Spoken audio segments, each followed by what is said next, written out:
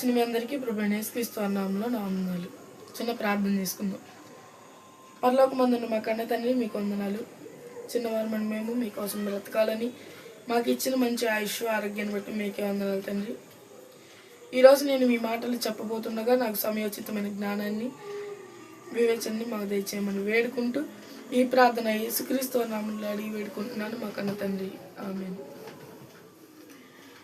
మరొకసారి కూడి వచ్చిన మీ అందరికీ ప్రభువైన యేసుక్రీస్తు నామములో నా వందనాలు తెలియజేసుకుంటూ ఈరోజు నేను మీతో పంచుకోబోయే అంశం పేరు దేవుడు ఉన్నాడు జాగ్రత్త.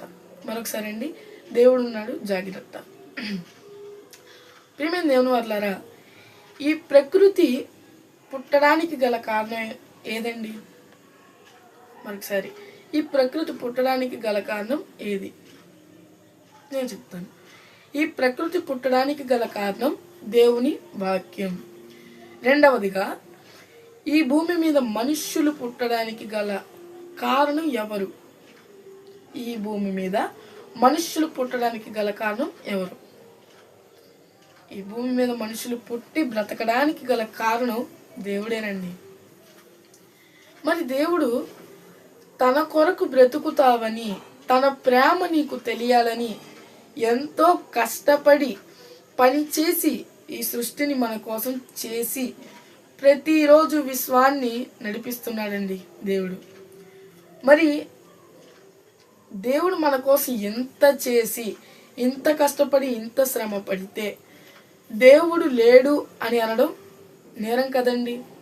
ప్రియమైన దేవుని వర్లారా, ఈ ప్రపంచంలో ఎంతోమంది దేవుడిచ్చిన ఆహారాన్ని తింటున్నారు, ఎంతో హోదాగా బ్రతుకుతున్నారు, కానీ దేవుడు లేడు అనే మాట చెప్తున్నారు. ప్రియమైన దేవుని వర్లారా, దీనికోసమే బైబిల్ ఒక మాట చెప్పింది. అదేదో మనం చూడగలిగితే కీర్తనల గ్రంథము 14వ అధ్యాయము 1వ వచనం.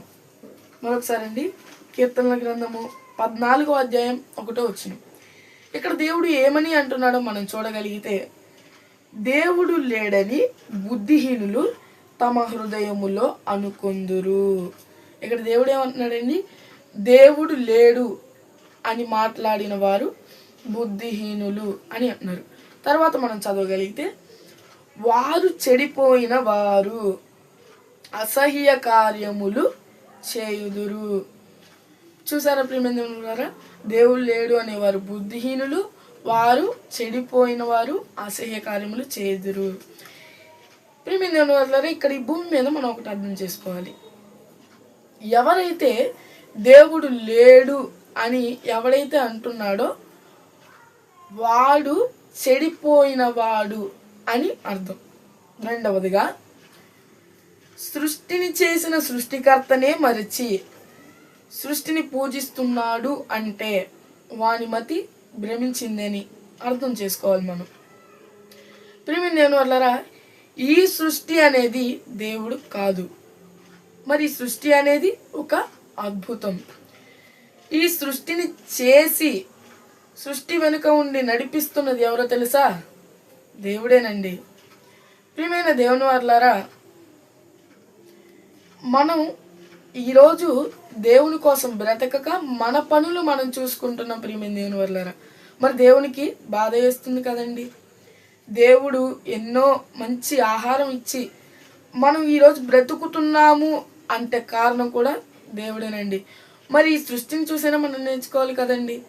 ఎన్నో అద్భుతాలు, ఆశ్చర్యాలు కలిగిన ఈ సృష్టిని చూసి మనం దేవుడు నిజంగా ఉన్నాడు అని మనం అర్థం చేసుకోవాలి. ప్రియమైన దేవుని వర్లారా, మరి మనం పరలోకం వెళ్ళాలి అంటే దేవుని కోసం పని చేయాలి. దేవుడు మనకి బ్రతుకిచ్చి ఆయుష్ ఆరోగ్యం ఇచ్చింది ఎందుకో తెలుసా? దేవుని పని చేయాలి. దేవుని పని అనగా దేవుడిచ్చిన సత్క్రియలు అని మనం అర్థం చేసుకోవాలి. ప్రియమైన దేవుని వర్లారా, కనుక మనం అలా బ్రతకాలంటే ఎంతోమంది ప్రవక్తలు, భక్తులు, అలాగే యేసుక్రీస్తు వారిలాగా మనం బ్రతకాలి.